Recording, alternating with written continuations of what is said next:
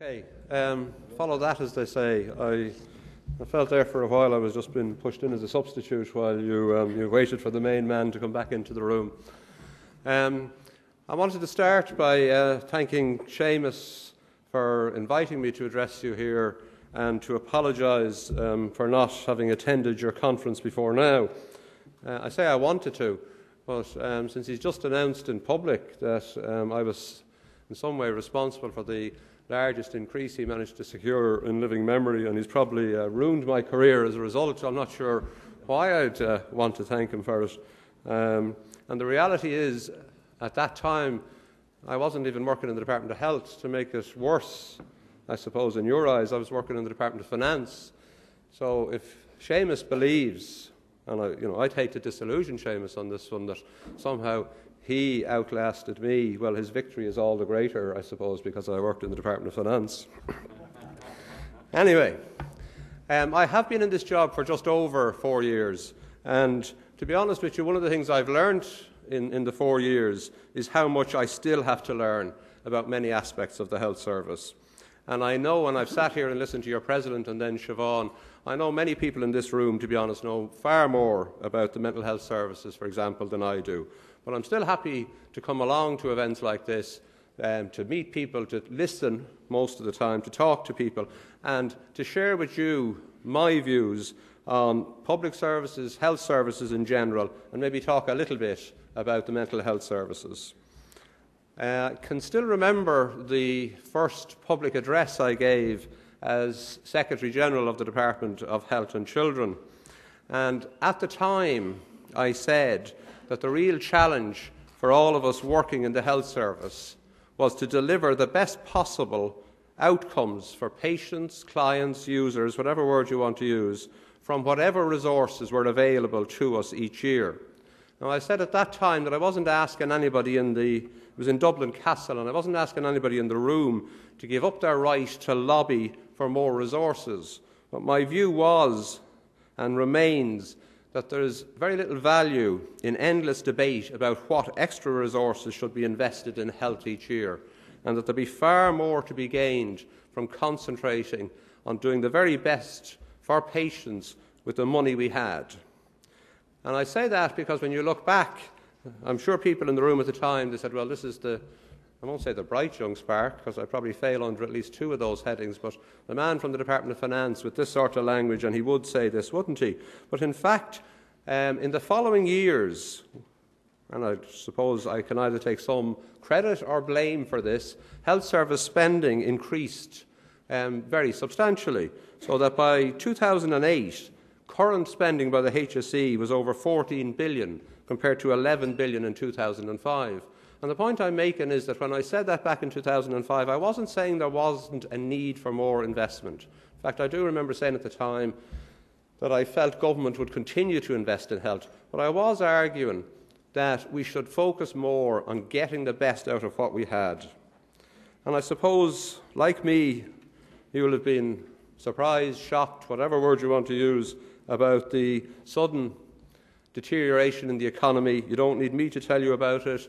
You don't need me to tell you what you've been reading in your newspapers, hearing on the TV. What's happened to us since the middle of last year? Constant budgets, except budgets used to mean more money, certainly in terms of health spending. Haven't quite meant that over the past 6 or 9 months. And what we're facing into over certainly this year, and I would suggest over the next few years. And I say this because I still stand by what I said in 2005 about the need to concentrate on delivering the best service we can using whatever resources we have. I personally would much prefer if I didn't have to deal with, and if we didn't have to deal with, such a sudden and a sharp adjustment, and you can make of that word what you like, adjustment in health expenditure. But in my view, the reality is that the deterioration in the economy and in the government's finances makes it all the more important now to focus on how we are spending the money we do have. I would have listened in the media recently, and I'm sure you were listening, and I think I heard your president mention a possible circular issuing in the HSE in the next whatever, and there was media comments about the government moratorium on public service numbers. And again, I don't want to get into that, but what struck me listening to the debate in the media was that they portrayed it as, well, sure, you're doing this just to live within your budget. And clearly that's true. I mean, from my perspective, we do have to manage within the budget we've got. But I also think it's far from being the whole truth, because actually what we're trying to do, I go back and I'll keep repeating it, is focus on the services, see what we can do in terms of the money we have to provide the best possible services. And I don't say this because I'm some sort of an idealist. Hard to be an idealist when you work in the Department of Finance. I don't say it because I used to work in the Department of Finance either. I say it because I believe we owe it to those who use our services. And I listened to Siobhan, and she was far more eloquent about this than I am. And she made the point, and I've heard it said time and time again, I mean, nursing is a caring profession. People join nursing for that reason. I wouldn't claim to have done the same when I joined the civil service over 30 years ago.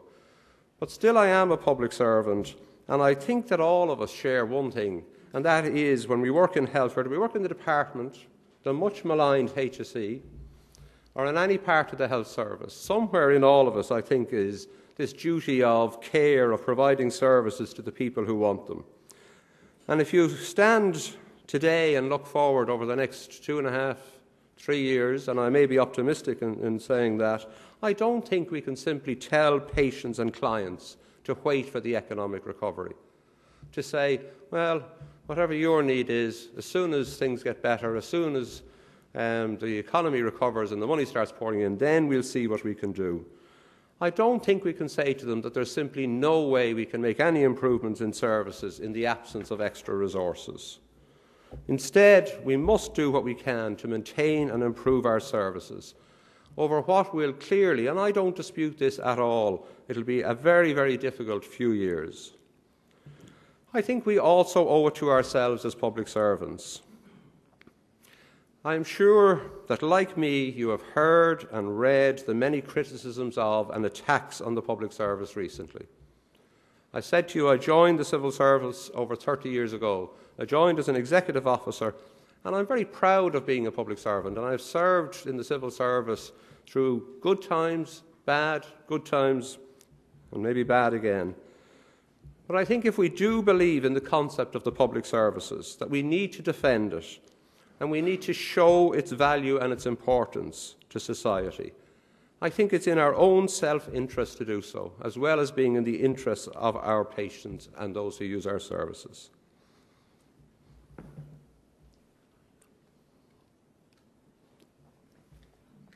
Yet the strange thing about working in the public service, and it is strange to me at least when you stop and think about it, is that all too often what we do, and this is not confined to health, this is, I think, true across the public service, we seem to highlight deficiencies, whether they're real deficiencies or perceived deficiencies in our services.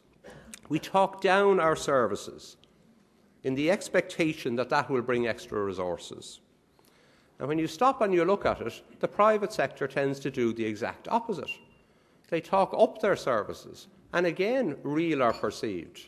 Very often, what they talk up is not as good as what they'd have you believe, but that's what they do. They talk up their services to build a positive image, to attract more customers.